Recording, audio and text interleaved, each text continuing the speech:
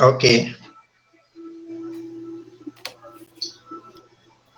Good evening, Professor S.Y. Shah, Thank you. chairperson of the today's session.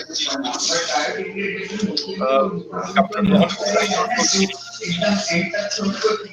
Our young research scholar Nitish, Anand, Vinay Joy, and Lien. Our interns, other research scholars, and students, and Rameshwar Gupta, who is providing the technical support today. I Okay. see several members are also, honorable members are also joining.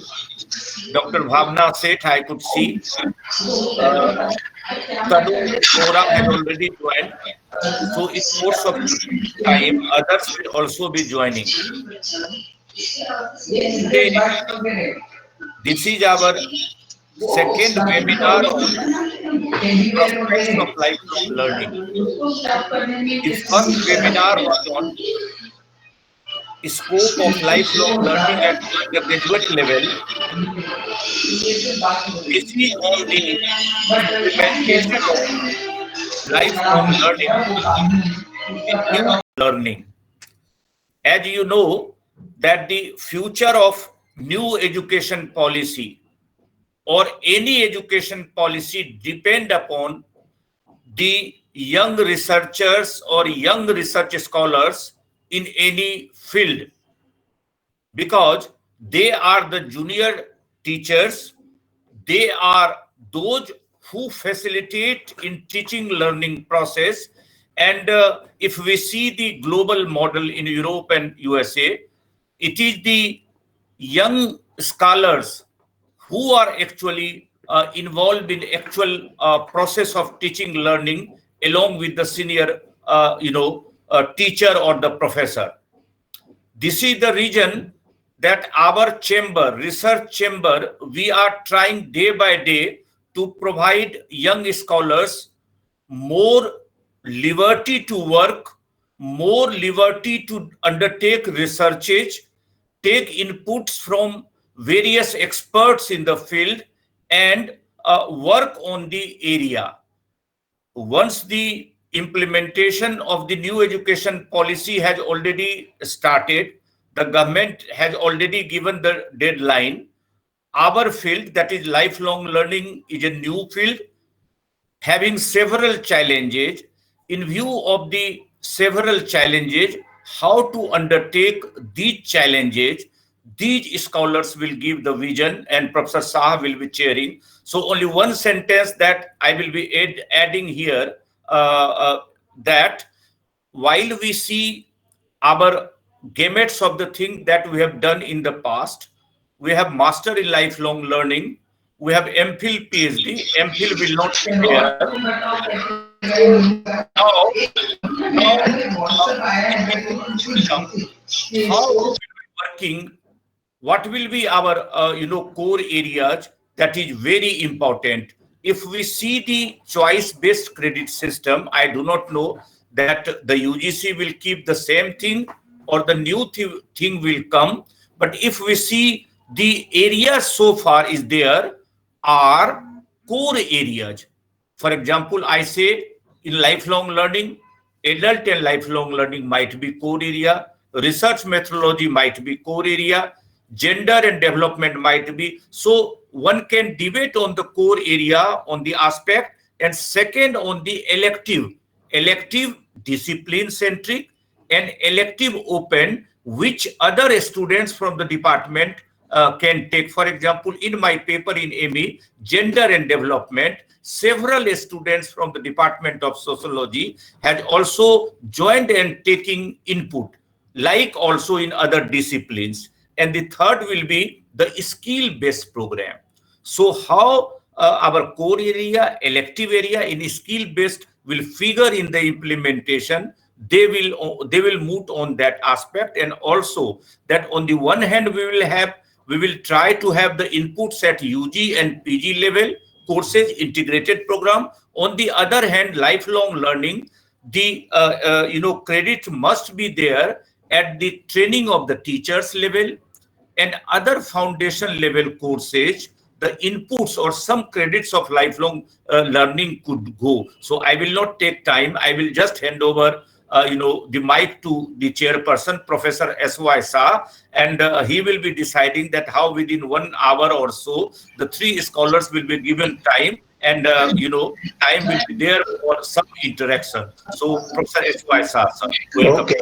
Thank you, Professor Rajesh. I should congratulate you for taking initiative to discuss such an important topic. Although it is quite early to discuss because we don't know what is the UGC policy, what guidelines are coming from UGC, because we have to operationalize those guidelines, so they will give us a lot of ideas.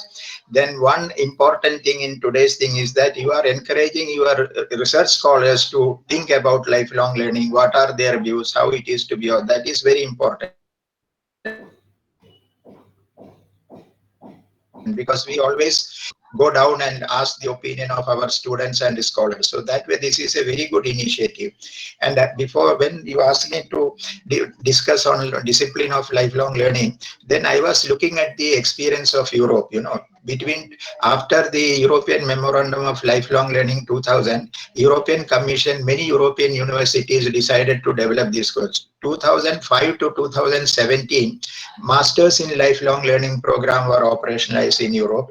I think some of the Indian students have also done 2 years masters in lifelong learning. So we have quite a lot of experience when we want to launch. Although our MA adult education, we changed the name of the department into Department of Adult and Lifelong Learning. We have not yet touched the heart of the lifelong learning. So, if somebody asks what is lifelong learning, what are the key characteristic or key components, we will not, as you have said, you have identified several priority areas.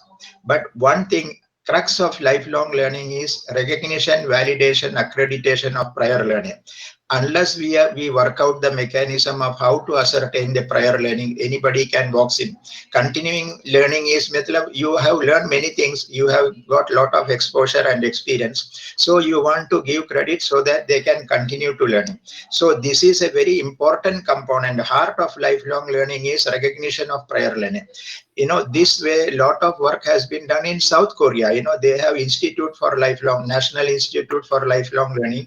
They have a national center for accreditation. Anybody with some experience, maybe mechanic or musician or painter, can walk into their institute with all their folders. This is what I have learned, this is all I knew. Now you assess me and give some credit so that I can continue my learning through a certificate, diploma, master's level. So unless we work out this mechanism, we cannot operationalize lifelong learning. So this is very important thing we have to start doing. How are we going to assess the prior learning? This is a very serious thing. But although some attempt have been made by the skill development ministry and those department, but we have to look at that thing. I will come back to more after our young scholars have presented their views and ideas. What, because we have three scholars, maybe each one of you can take 10 minutes each, so half an hour we will have, then we will have remaining time for discussion. Okay, now who would like to start first? Lien or We should start with Nitish, sir. okay, Nitish may start. Okay, please go ahead.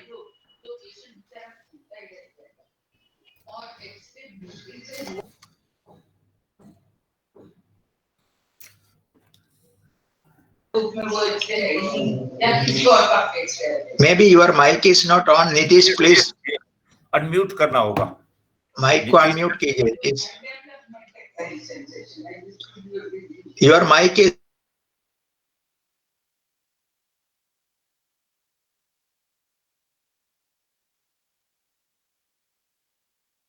Warm greetings to Professor S.Y. Shah sir, Professor Rajesh sir, Professor V. Mohan Kumar sir. It is my one of the biggest day that I would be able to present in front of you about what I have done. This is I have started to share my screen with you. So implementation of, without wasting much more time, I would speak about the implementation of new education policy in the discipline of lifelong learning. That I have proposed and what I have found through my several R&D. And what I got that yes, it may be the one of the suitable way to implement the new education policy.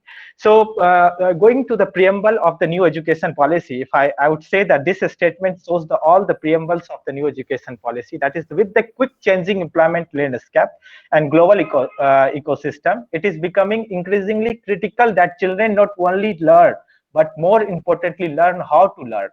Education thus must move towards less content, move towards learning about how to think critically and solve the problem, how to be creative, multidisciplinary, and how to innovate, adapt, and absorb new material in novel of changing field. So this is what I got from the new education policy.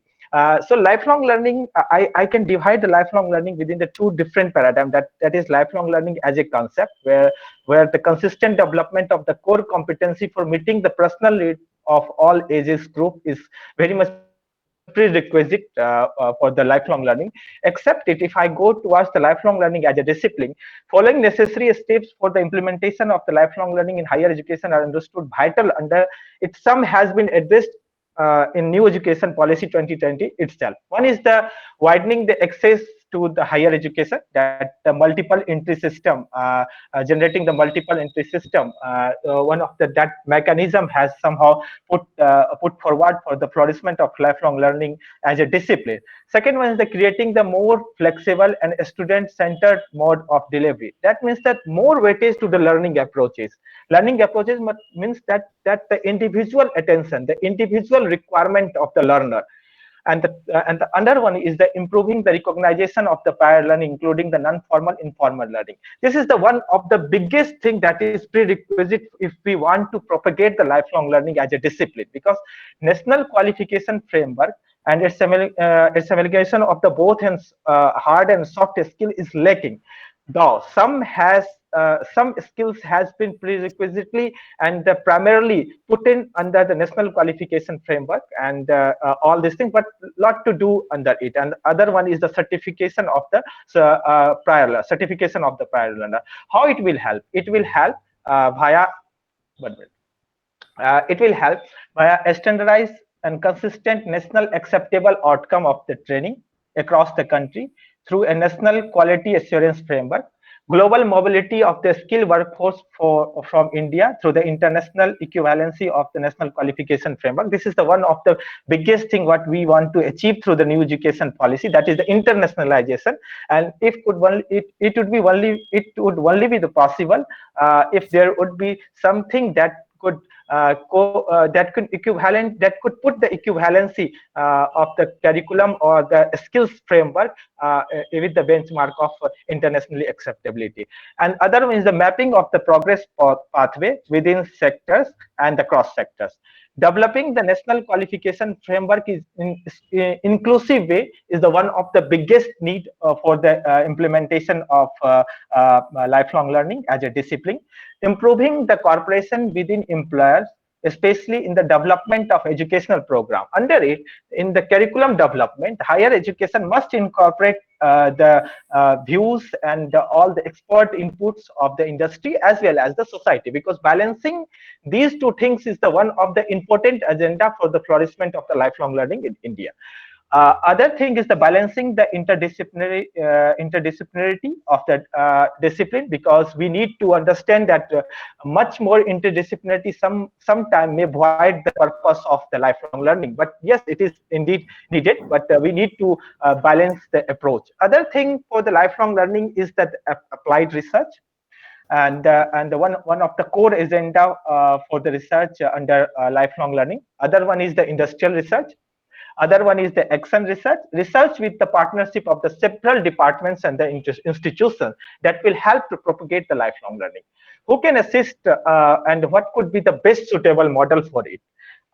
We have the several models, that is the state-led model, and where the government can have the everything. Other one is the market-led model, that private sector, that market and enterprises may intervene. The last one is the partner-led model, that is the public-private partnership. Here, if we go to the socio-economic scenario and all the demographic and all the background that is happening inside the country, we think that the partner lead model will be the more democratic for the implementation of lifelong learning in India. Level of intervention needed to take while implementation of lifelong implementation of the new education policy, especially in the lifelong learning. We have divided it in three levels, that is the micro level, meso level, and the macro level. So the first level recipient is the individual. What to take care about it. So second one will be the learning provider, that is the higher education institution, and the last one will be the macro level, that is the country, that India, to whom we are trying to discuss that how to implement this policy within the all country, the pan India.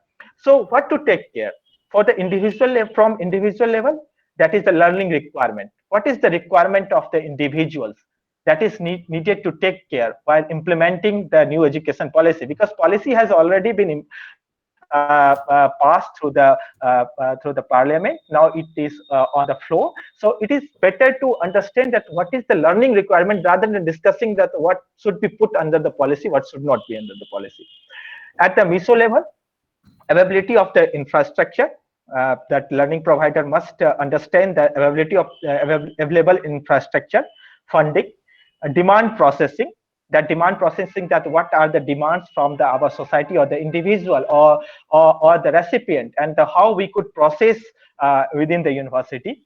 Another thing is that training, available the flexible option like open distance mode and any other mode that could provide or integrate the more people, how this mode could be able to provide the most needed competencies among the individuals, that he could to take all this competency, he could go into the employment market or the society or the family or anywhere to meet the demand and the requirement. And another thing is the partnership, as well as the standardization of the technique which will be used within the university, and the research and the development under this field.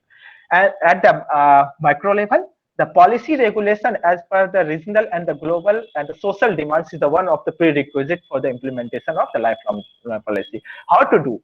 Analyzing the different feedbacks mechanism, it is very much needed, because the feedback, we have the different kinds of the feedback mechanism. We could use that feedback mechanism to analyzing what are the requirements among the individual. Then later on, at the meso level, that the higher education institution, identifying the best available suitable model of which suitable for the learner can be the one of the biggest achievement. So identifying the best suitable model is the one of the prerequisite and the motive for the higher education institution, like providing the CBCS or the some course which could be the credit-based course or more benefit for the individual in terms of getting the employability or the other scenario.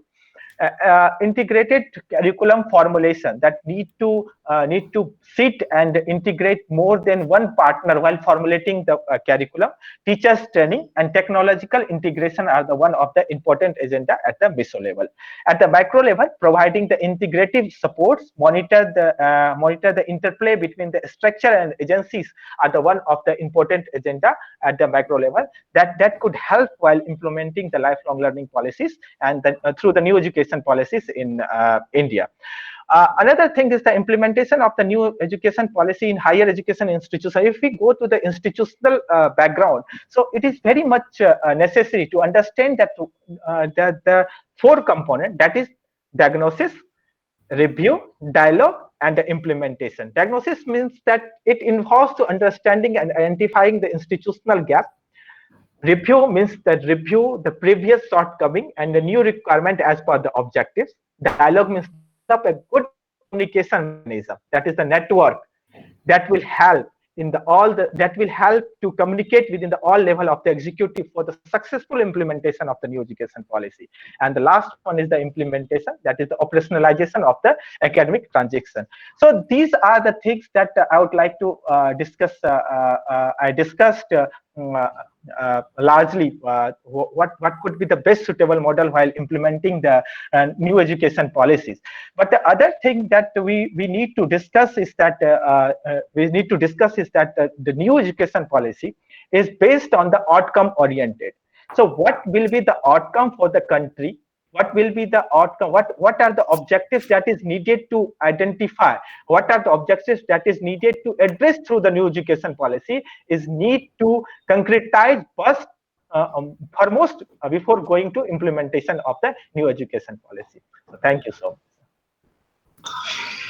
Okay, thank you, Nitish. You have given a very cohesive and comprehensive overview of the different models of learning, and you have stressed the importance of collaboration and cooperation, and working in team. These are very important aspect of the new competences we are looking forward. And we will also, you have also given the different models of the development, micro, meso, macro, and all things to be taken. You have also identified the importance of recognizing prior learning and making India globally competitive, so national skill qualification framework is there. So we have to work on that. So you have touched upon the important aspects. It is very good. Thank you. Now we will go to next who wants to present. Next. Who would like to? I think Vinay, you do it. Mr. Vinay Joy. Mr. Vinay. Your mic is off. Okay. Yes, sir. Mr. Vinay, yeah. Yes, sir. I thought I will be speaking at the end. No problem. Lien, you can speak first. Lien? Hello? I think Lien has also the same voice problem. Lien? So I can speak, sir. Yeah, please, you just speak first. Yeah. In the meantime, Nitish, you just talk to, Lien. Yeah. Vinay, please continue. Yeah. It's a lifelong learning. Anyway, first of all, it's an honor to present the views in front of authorities like Professor Shah and you and Professor Mohan Kumar and others. I'm just getting into the lifelong learning as a general aspect, which is mentioned in the policy, the new education policy, and I'll go a little bit about the history as well. In the current policy, as we discussed earlier, the policy is just the vision of the government of the day. In this policy, it hasn't mentioned in detail about what they are planning in detail. I think, as Professor Shah mentioned in the beginning, the planning has to come later with the discussion and other cohesive thinking, which will come later. I really congratulate Professor Rajesh, my supervisor, for taking this initiative. That I think we would be one of the first university to come out with this kind of discussion even before the UGC or the ministry start thinking. So the lifelong learning in India, began in the early 90s. At least the terminology that we started using then. Initially, it was the adult education. While the adult education experienced budgetary cuts and lost foothold in India from the 1990s, lifelong learning appeared as a new policy area in the post-2000 period. This change may be, clearly observed in the 10th and 11th plan, that is 2002 to 7 and 2007 to 12, 5-year plans of the government of India, which supported the market-centric principles of learning and skills development above other objectives of formal and non-formal education. And that is where, especially in the 11th plan, a detailed thought about the lifelong learning came. And in the Knowledge Commission, 2009, and the Ashwal Committee reported rejuvenate higher education in India, and two major policy initiatives to revamp education focused on the human resource development, that is what the skills development, using the contemporary and predominantly economistic principles of lifelong learning. The 12th 5-year plan, that is, which is 2012 to 17, does not mention lifelong learning much often, but using its principles in the document, indicating that lifelong learning as a guiding principle is now rooted in the Indian national policy discourse. So, if I come back to the the latest national education policy, realistically, it is not giving much details about what the plan for the lifelong learning. There are 2-3 places they have mentioned we need to do for lifelong learning.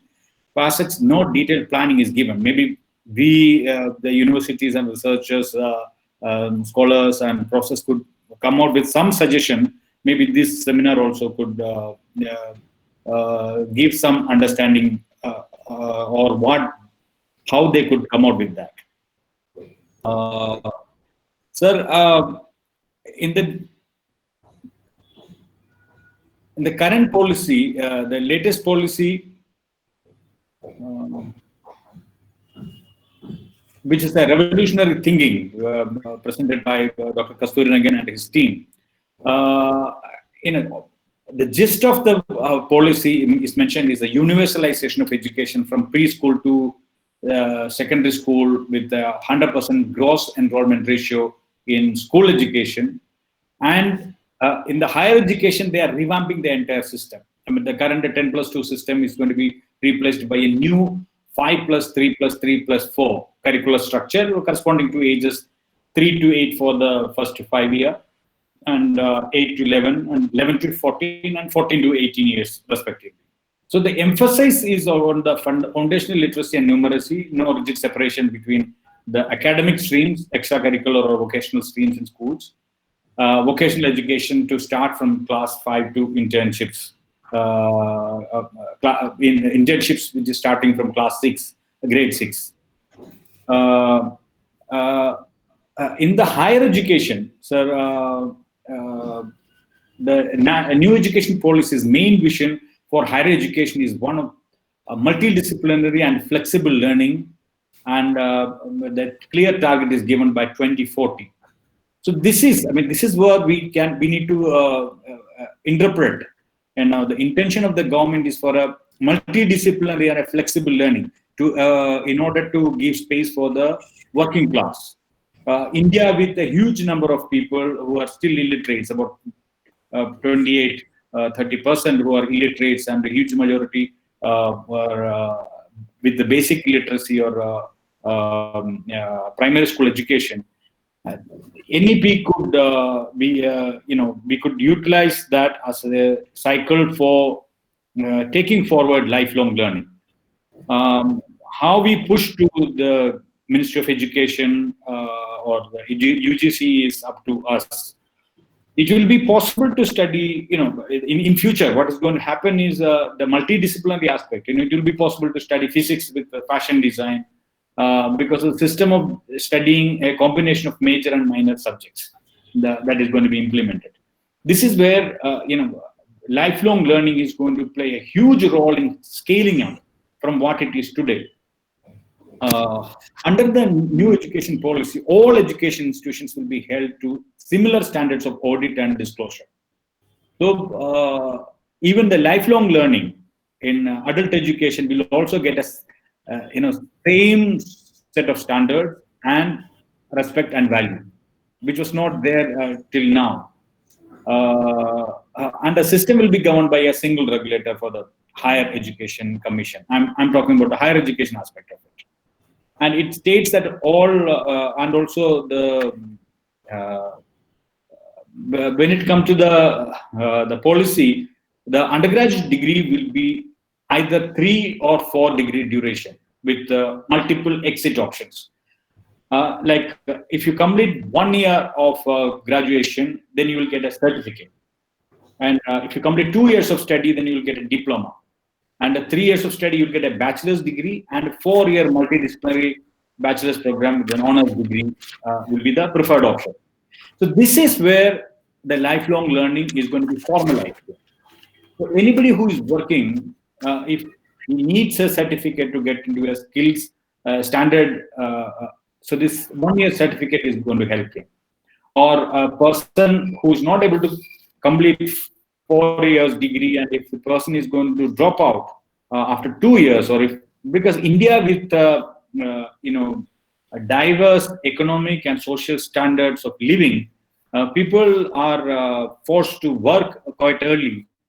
That is where majority of the literacy program is also not being very successful, because priority of people is their daily bread and their life. So this is going to help and help lifelong learning as per se to formalize. So if a person is going to get 2 years, with the 2 years of study, if the person is going to get a diploma, that diploma itself is going to help him reach him or her reach a level or to get a job. Because this is going to directly or indirectly is going to force the government to put basic qualification for each jobs. They are going to even the government jobs or private sector, they need to categorize. Say technical education, earlier it was ITI, then diploma, polytechnic, I mean, then there is a degree. So now they will be getting more standardized and more categories of different skills. So this is going to help even the private sector to get various skill level of people. So a 3-year program, a person is going to come up with a bachelor's degree program, and a 4-year degree with a multidisciplinary bachelor's program. That person will have an honors degree. So that will be the highest level of graduation program. So this is going to have a wider. I mean, maybe we could have a separate seminar on that. What are the kind of programs they could do, or how this thought of having a 4 different structures and 4 different certificates for a 4-year undergraduate degree, how they are going to help, how the general public and even the government to provide jobs to the people and standardize each skill set. And when it comes to the technology aspect, this new education policy is giving a huge emphasis on the technology aspect. Again, that is going to help immensely for the lifelong learning and skills education. Because advantage of having a ICTs, well-developed ICTs, and during this pandemic, we have realized across India, majority of people are able to use even the mobile phone to educate the children.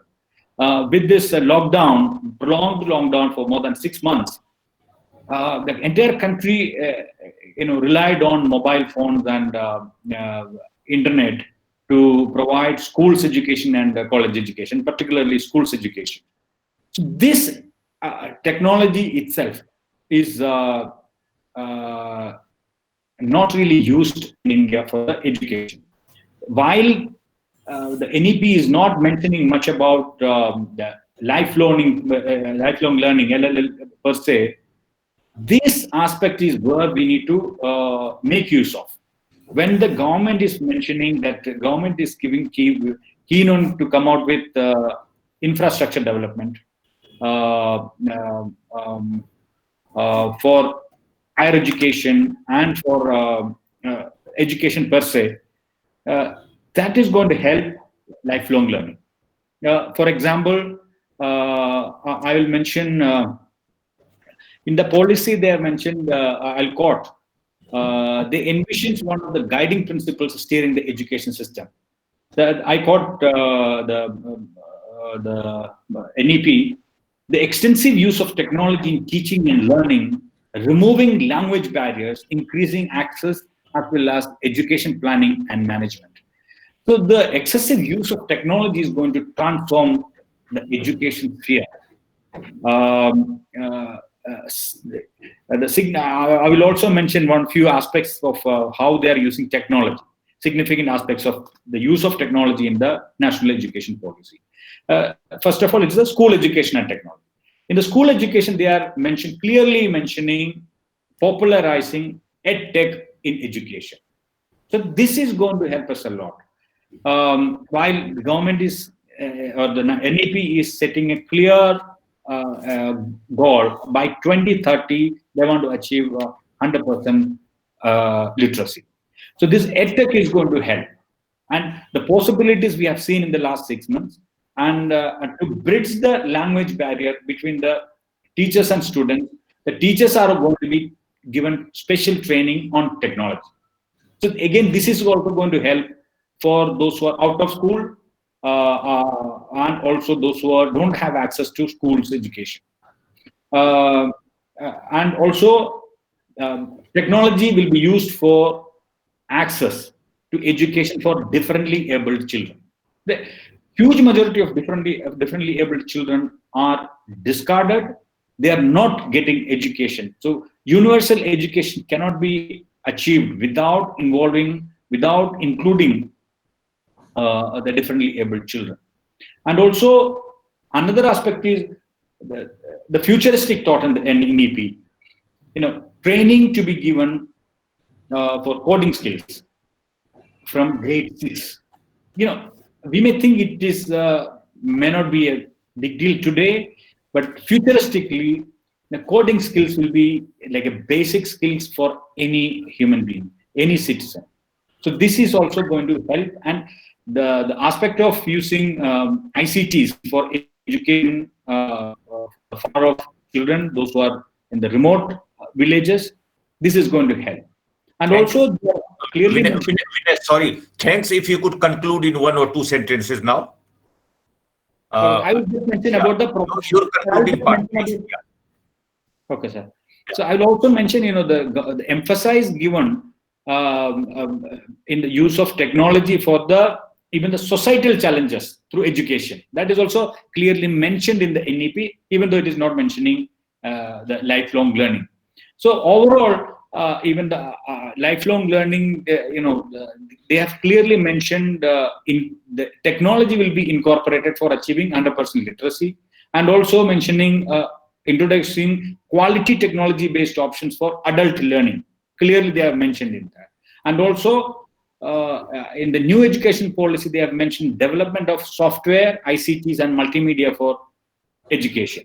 So overall, sir, the new education policy is indirectly giving a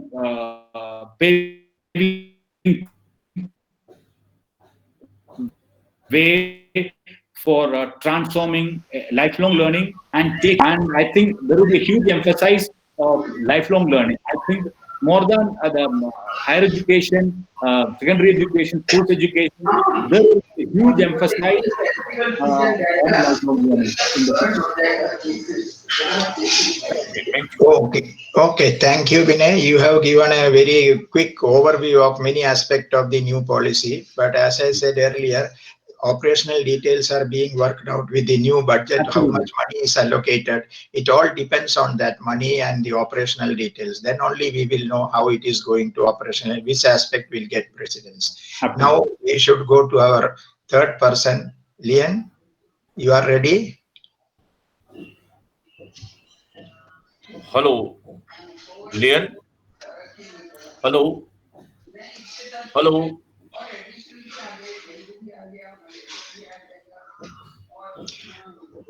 Okay, till he comes to the line, others will have some questions or comments. We can continue discussion. Anybody has some comments or something to add on?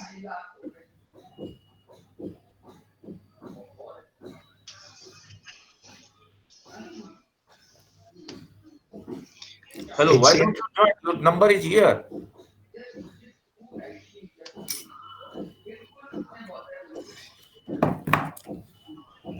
Hello. Yeah. Yes. Sir, I want to just say, I should not say, but I want to say one thing. Yeah. Whenever we, as a adult educator or in the field of lifelong learning, we say, always we say that new education policy, Yeah. lifelong learning is not mentioned or whatever it Yeah. is. I am sometimes confused if I say whether we accept our field as a discipline or as a applied field or program. If we understand it as a program, as a policy for 100% achieving literacy, it is all right, sir. It is also our issue. But once in the university system we talk about, Yeah. we can say we do not see that physics, chemistry, botany, geology humanities, social sciences, everything we mentioned it separately in new education policy. How we grow our discipline on the basis of global pattern, that the conceptual framework Nitish was talking, you were talking, that is the thing that you have done. For example, when we were implementing lifelong learning at master degree level, nobody had stopped us in incorporating internship, in Yeah. in undertaking global aspect of coaching. The only Yeah. hindrance that was there, which will not be now there, was the structural problem of transferring the credit. Mhm. That so when we wanted to transfer the credit at national level or international level, our Mhm. system did not allow even for lifelong learning, even for other disciplines. So Yeah. if we understand in nutshell, sir, our field as a discipline. So Mhm. as a discipline, when other systems will be developing their paradigm, like sciences, humanity, and commerce, we will also develop our paradigm. But the Yeah. thing that we used to say, that in national level, when we see our discipline, I think other professor also wanted to join. I think they may be there. Why we have somehow problems, sir, that we face and they will continue face, because we have different nomenclatures. Yeah. Somewhere we Yeah. have in adult education, somewhere we are lifelong learning, somewhere we are, rural development, somewhere we were BWOC or MWOC in lifelong learning. So this Mhm. nomenclature is also not given by the government. Yeah. They have decided at university level. Yeah. So the policy always Mhm. talks about the broader guidelines, about the Yeah. structure or the framework that Mhm. is given. And in our field, it is also there that as a discipline, we have NET also, National Eligibility Test, Yeah. by the university. That shows that even the UGC or the government accept it as a discipline. Now the Mhm. question is, in the new implementation kind of a thing, whether we will have the uh, all kinds of nomenclature together, or we will merge all nomenclature in one. That will be issue. Also, sir, one thing that I think was also adding, our Mhm. core areas are also very flexible. When we wanted to decide 15 minutes. our core areas, sir, we Mhm. are also confused that what are our core areas. Like in history, we say ancient, modern, medieval. So Yeah. we know that they have a boundary. Some kind Mhm. of a boundaries are also becoming either it is a issue or a challenge in our thing. So Yeah. what I understand, sir, that maybe last sentence I wanted to say, I should not expect कि भाई the new education policy will talk too much about the discipline of lifelong learning. It has Yeah. not talked about the discipline of sciences. It has not Mhm. talked about the discipline of commerce. Why they will talk only if we understand it a discipline, if we understand it a applied field, then we will talk by what has happening to the finance and other kind of a thing. What we Mhm. are doing, that always we merge two things together, sir. That dilemma our field had and has Mhm. currently, sir. That I wanted to say. Yeah, this dilemma will continue. This dilemma will continue because each university, their area, local area has special priorities, demand. If Right. they run a master's in lifelong learning somewhere, there will be no takers. So they want rural development, So lifelong learning is a very broad umbrella. In that you can specialize in any aspect. Some universities in foreign has counseling and guidance as one specialization in lifelong learning. So somewhere there can be rural development, somewhere there can be different things. So lifelong learning is a broad area. It is accepted, as you said rightly, policy will not spell out so much detail. It is only an overview. It does mention the importance of lifelong learning. It also says adult education and lifelong learning, even in the title. So they have also discussed this thing. Now it is for us to work. Each university will also have to look at the context where they are located, who are the people who are going to take it up, what area they are going to serve. So a lot of specialization will come under lifelong learning, broad umbrella term, and then it can be worked out at each university level. Delhi University may, some students will come. It may not be case in West Bengal. Their students may prefer to come for rural development. Somewhere else, women empowerment. There is a lot of demand for women empowerment. So specialization focus will change, but broad area will remain. Many universities have also changed their name into Department of Adult and Lifelong Learning. So now it is for us to have, then university also has an important role, unlike it is a discipline of study, not only a field of practice. Our job is to do research and take university knowledge to community and learn from community and bring back to it is interface. We have a special role in the university, unlike other department, to play the university community interface. So that role will continue. So it is for us to define our role and identify courses. Delhi University was the first one to get into the whole idea of lifelong learning. They had a collaboration with a German university. They run a master's program in lifelong learning. So this way, each university will work its own way. I don't see any problem. So now we should go for the third person. Is he around, Mr. Lien? I think he was seen somehow.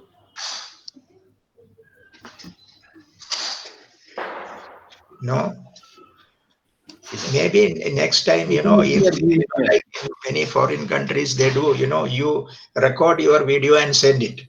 So even if you have no connection, it can be presented. Your PowerPoint, you can make a 10 minutes video and upload it. So we will use that. Still. Eh? I don't see him. Is he around? You can contact him over phone. I think he's getting some laptop issue. So in the meantime, if some interns have to do something, Satyendra, have you worked it out? We have given you very important challenges. Sorry, sir. I think Professor Mohan Kumar sir wants to say something. Yeah, he wanted to. Yeah. Okay, sir. Dr. Mohan Kumar. Are you able to hear me? Yeah, sure. Today's topic, if I understand correctly, the NEP 2020 in discipline lifelong learning. Yeah, subtitle was discipline of lifelong learning.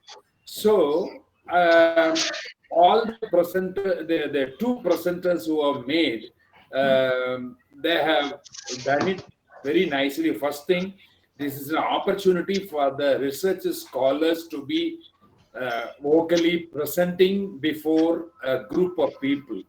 See, that is the empowerment. And both of them have done it without any fear or anything. But when we come to, because this webinar will be a little more useful if we have suggested how the lifelong learning as a subject which we are going to deal with in the context of the NEP 2020. What Dr.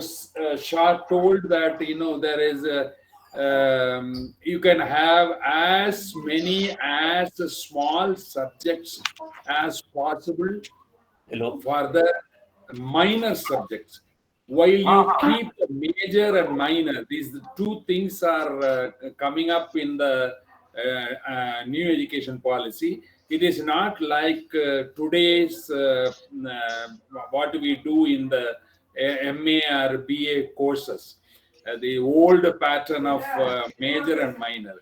So minor, if we have to be very attractive to other students to come to the lifelong learning stream, right, we must have more number of interesting small subjects like women empowerment, like rural development, urban transport problems, then agriculture and extension. There are so many things which are very important, so that the students have the choice to choose the minor subject. Two subjects they have to choose. So any two from the from the basket of minor subjects. So when we discuss next time, or in a group also, Dr. Rajesh may like to convene. So we have to have a large number of subjects so that the choice is left to the students to have it. They have prepared and then they are learning. Tomorrow it is not. Tomorrow they will choose and then learn. So that is the one which mode we have to now think of for lifelong learning. Then this subject will be having more attractive, and it will be chosen by the students of other discipline also. So this is what just I wanted to tell. Hello, sir. Yes. Yeah, please go on. Acha, thank you. Uh, I am extremely sorry for the inconvenience. Actually, my laptop wasn't updated and it crashed immediately. So I convey my apologies and convenience to the professors and friends. Well, if I may continue my presentation, that implementation of new education policies 2020 in the discipline of lifelong learning. Well, lifelong learning is very broad and it's very inclusive, and it's a must and important for everyone who wants to excel in their life. Uh, Meanwhile, my friend, colleague Nitish, highly emphasized the importance on the NEP 2020 and how the education can take forward. Well, assuming from their perspective, my presentation is going to be a little bit different with them. I will not go much deeper into the NEP, and I will emphasize and stress more on the academic perspective. So, well, coming to the lifelong learning, uh, I want to clarify and bring some throw some light on the concepts and meanings of life learning. Since most of our junior scholars who are from different background have joined part of the discussion, and then I will emphasize a little bit on the academic perspective, how lifelong learning in academic as well as uh, in the long run, how can be professionalization can be developed. Well, going to the concept or meanings, uh, I find it is very important. People are confused when it comes to adult education and lifelong learning, and the meaning should, it would be great if the meanings are clear. Uh, well, see, I find that lifelong learning is a broad. So it states like lifelong learning is the ongoing voluntary and self-motivated pursuit of knowledge for either personal or professional reason. Therefore, it not only enhances social inclusion, active citizenship, and personal development, but also self-sustainability as well as competitive as and employability. Uh, on the other hand, in other words, lifelong learning is integration of learning and living horizontally. Horizontally, I meant to make a keyword here in a wide context across family, cultural setting, communities, study, works, lessons, and vertically over an individual lifespan from cradle to grave, meaning throughout the life. So why lifelong learning? Lifelong learning is for acquiring and updating all kinds of abilities, interests, knowledge, and qualifications from the preschool to post-retirement through formal, informal, and non-formal of learning setting. Uh, in fact, in the 90s, the concept of lifelong learning, the terms and the concept of lifelong learning, it was lifelong education has been termed and changed, renewed into lifelong education. So, examples to get instance, some examples of lifelong learning, the developing a new skills, self-taught studies, learning a new sports and activity, learning to use new technology, smart device, new software application, acquiring new knowledge, taking a self-interest courses via online education and classroom-based courses, and vice versa. Well, what are the programs of adult education? Uh, like adult education and adult no, lifelong learning has been uh, different to different countries as per the course and the content need of the peoples. So lifelong learning, lifelong learning under different program initiated under different terminologies has been understood as adult education, continuing education, extension education, population education, counseling and guidance for students, placement services, e-learnings and refreshment courses, and in further education, community education, work-based education, similar voluntary public settings and commercial settings. It goes. Uh, Lifelong has been offered as a licensure, certification, diploma courses are offered by the many universities, colleges, and full-fledged, well-established learning institutions. So, what are the opportunities of lifelong learning? Uh, I want to give in three ways. In formal sector, the opportunities of lifelong learning in the formal sectors, school, colleges, universities, polytechnics, and agricultural institutions, either full-time or part-time basis of the interest persons. In the non-formal sectors, part-time courses offered by colleges, universities, correspondent courses, open schools, open universities, community-based program extra for learners who have desires to continue their education. And in the informal sector, two entities could be structures and unstructured programs. In the structures or institutional program, international organization, professional and trade association, hospital, health sector, management groups, recreational agencies, sports council, government ministries, youth and worker club, vice and versa. In unstructured institutional uninstitutional program, mass media's computer board in magazines, advertisements, and others are the opportunities where lifelong learning can cope up. Hello, am I audible? Yeah, yeah, please go ahead. Yeah, please. Okay. Where since I was interpreting the concepts and definitions of the lifelong learning, there are these are informal, non-formal, informal sectors of learning lifelong opportunities where it can be uh, taken up.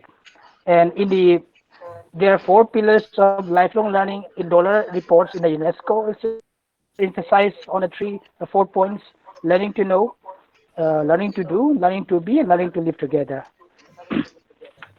Well, when we see the evolutions of historical evolution of lifelong learning in 1929, there's so many historical evolution with lifelong learning has been stressed from the education institution, be it government and non-government sectors, and the most ardent view for we can get for from UNESCO and OECD, and in fact, UGC has been highly stressed.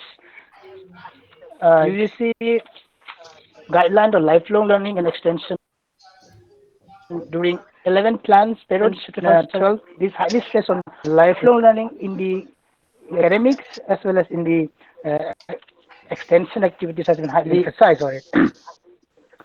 uh, and in the national education policy, in the chapters of lifelong learning, I went. The objective was to achieve 100 youth and adult literacy by 2030, and in promoting continuing education and lifelong learning. Uh, Len, you can conclude Meanwhile, within 2 minutes. The main, Yeah. lit main, and main. non-lit. Hello, Len. Within 2 minutes, you can just Yes, conclude the main aspect. You can just say, yeah, Yeah. yes, sir, yes, sir. yeah. Well, the basic the concept I really there's more of my I didn't concern, so I highlight the concepts and meanings of lifelong learning. Well, in the academic perspective, in order to have professionalization, develop professionalization in institutions, good to have the basic foundation of what exactly is lifelong learning.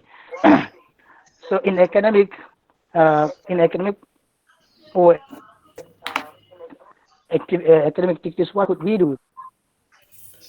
Uh, when we see the needs and the concerns prevailing in the certain states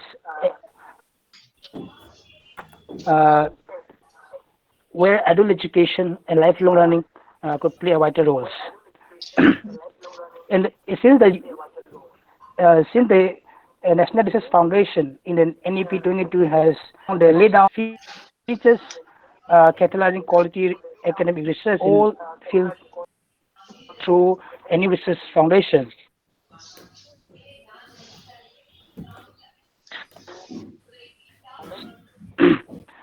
In the realms of climate change dynamics, hello. Yeah,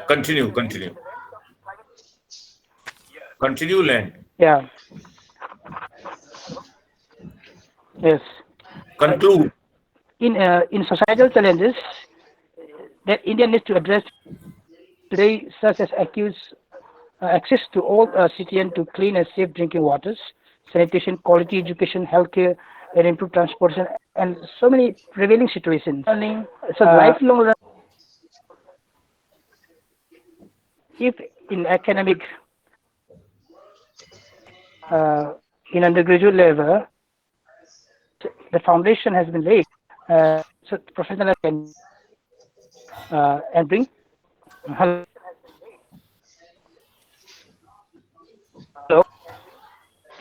hello. Okay, Len, just you can Uh, conclude in one sentence. You can just conclude in one sentence, yes, sir. Len. Yeah. Yes, yes, sir. Uh, Yeah, please to conclude. Yeah. promote and strengthen lifelong learning in India, in particular, to academic research, a robust ecosystem. Yes, a robust ecosystem of research and development need to be high in importance. Research and innovation at educational institution require mobilize and participation society.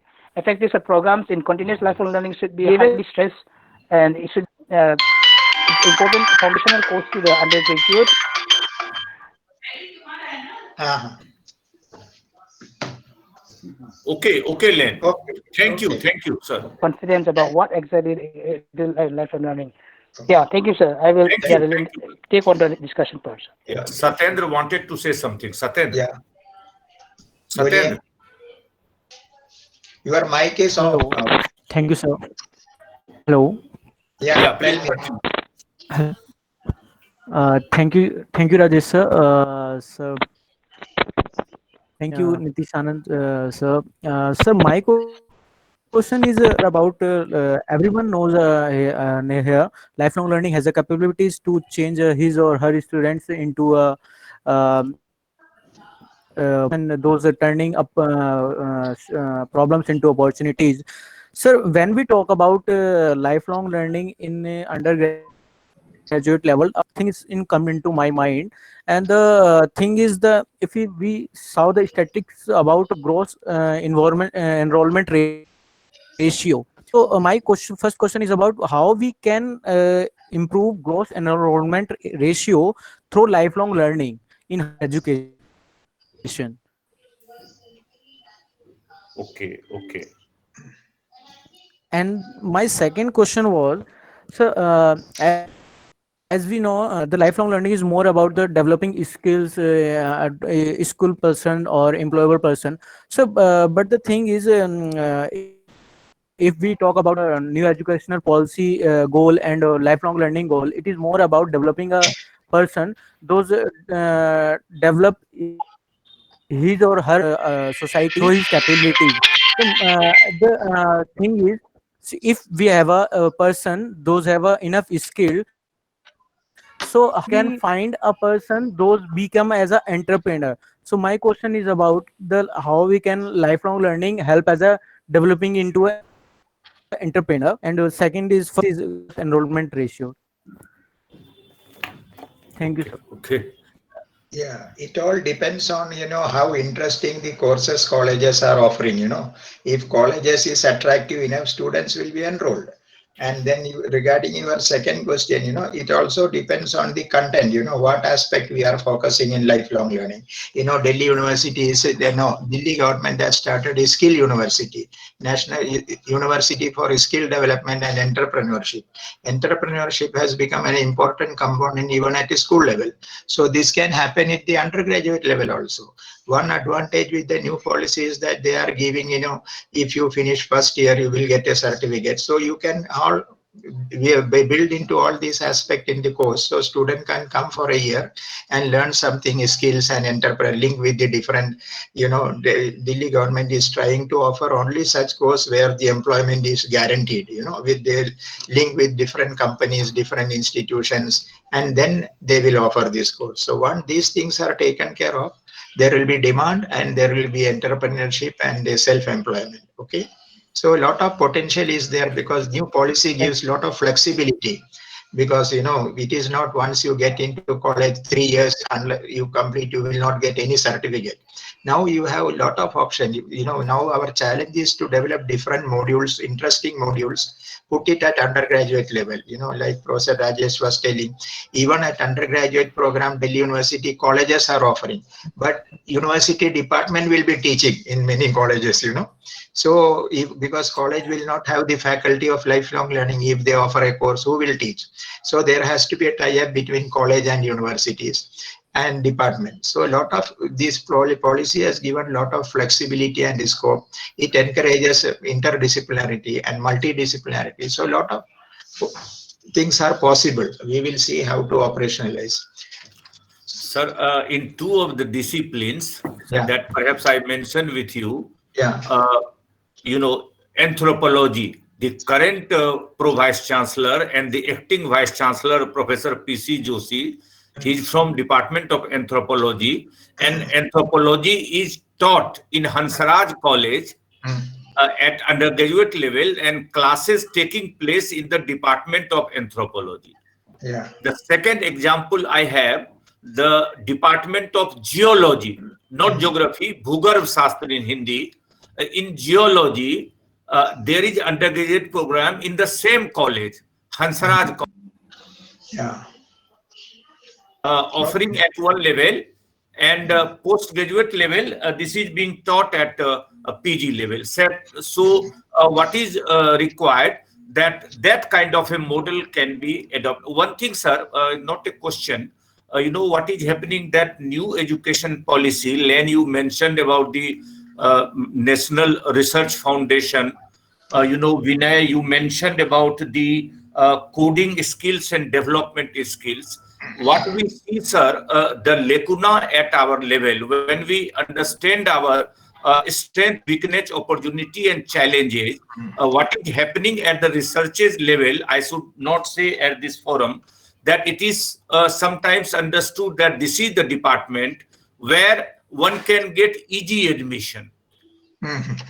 Now the question is that in new education policy, there is a National Research Foundation, and as Vinay said, that government responsibility for jobs. What I understand now, we should forget this sentence now. If we have the capability, we have to snatch from the market, and this is why you added that the coding skill or research skills. Sometimes we see in researchers, लिख के तो आ गए, चलो present करना है, not able to present. Professor Shah, Dr. Mohan Kumar used to face. So what we have to do, that we have also to see in our field, no, you are mistaken. This is not the adult education where the quality is being compromised. So what is required is the writing, and I was just talking to one scholar कि देखो इसमें कुछ न कुछ statistical package भी हो सकता है, तो I will not quote का सर मुझे तो उसका अपना ही कुछ नहीं आता है. तो I said that basically computer science offers something, You have to, as a researcher, you have to learn new things, because PhD is not a such thing कि नहीं आता है तो सीखना पड़ेगा. Writing skills, so researchable skills, technological skills, all kind of a things. And one thing that that Nitish, Anand, and Professor S.Y. Shah also said, that about the prior learning and recognition. Now, because why they said, because once we talk about lifelong learning, we have formal, non-formal, and informal learning all together.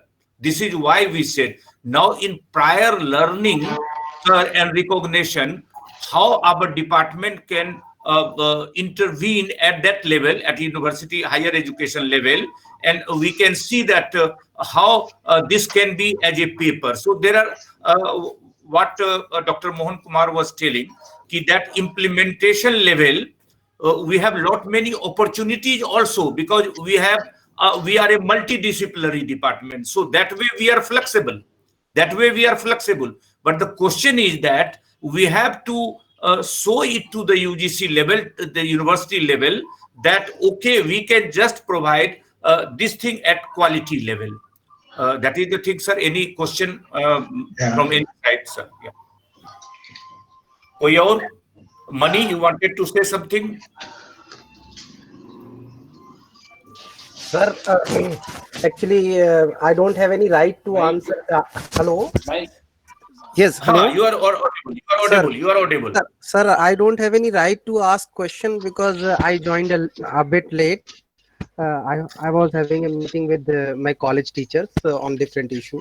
So I don't think so I should ask, because I have joined the webinar just before 15 minutes. So I think I don't have any right. No, but anyway, you can have your submission or anything. Sir, whatever I have listened, it is always, I have joined many webinars on this certain issue, that this it should be introduced at undergraduate level. But I have one question, sir. Sir, when a common student, normally what I observe, when a common student goes for an undergraduate program, 2-3 things he has in his mind. One, government job. Second, UPSC and all that. So will this our program will be able to fulfill this need or not, sir? Sir, it is my common question. What I can understand in this particular 15 minutes. So I'm just adding this question in this. Thank you, sir. This is a general phenomena, sir. Actually, every student who does the graduation, many of the students have this phenomena that they need to prepare for government job or UPSC. So is there any sir मैं इसका जवाब दे दूं, कोशिश करूंगा छोटा, क्योंकि ज्यादा समय न लेते हुए. जी thank you. You are a permanent teacher of Delhi University. Yes, sir. Sir आप म्यूट हो गए sir. Sorry, you are a permanent faculty, and at least you are going to live 30 years minimum in the system.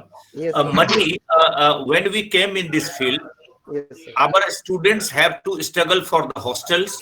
Yes, sir. They have to struggle for the library. Yes. They have to struggle for many things. But Yes. many things we have achieved in course of time. Yes. You see, I cite sometimes example. There is a operational research course which offers MSc and BSc, but they do not have national eligibility test at UGC level. Yes, sir. Yes, sir. But they have UG and PG program. So I don't know about that. They are in UPSC or not. We are a new field or new discipline, adding at the UPSC level, or having more, employability or other thing, what I see money gradually, it is a debate, long debate, which perhaps time is short, we'll not able to say, that we are in such a time where the government jobs will be shrinking continuously. Yes. I don't know how long it will be available. So we will be getting our job on the basis of various employable skills, on the basis of competition. A very short example I cite. It is not a job or anything. You know that our unit is working on transgender. It's a very small kind of a thing.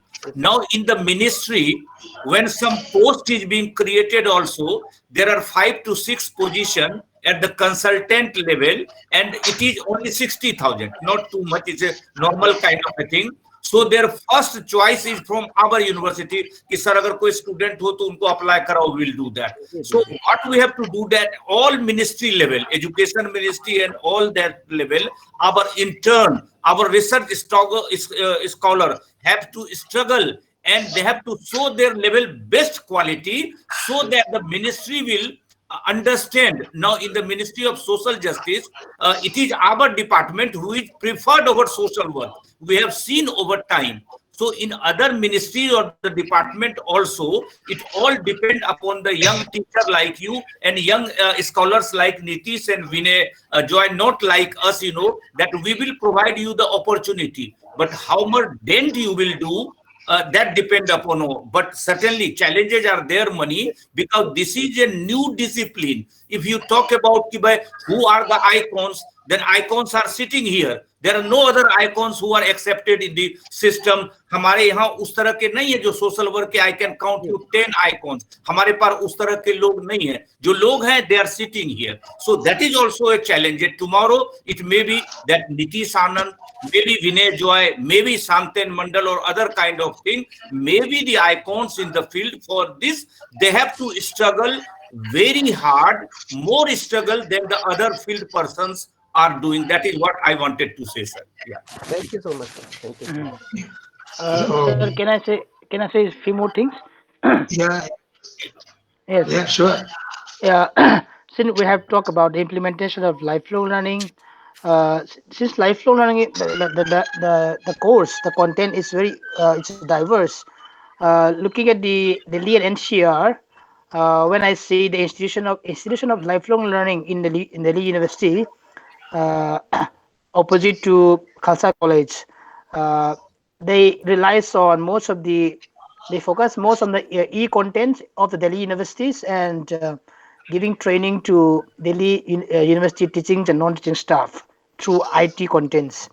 Meanwhile, in department we have an adult education department as well as JNU, Jamia, and most part have different way of content where they are engaged in different field. So implementing in the undergraduate level, so what will be the concrete base curriculum?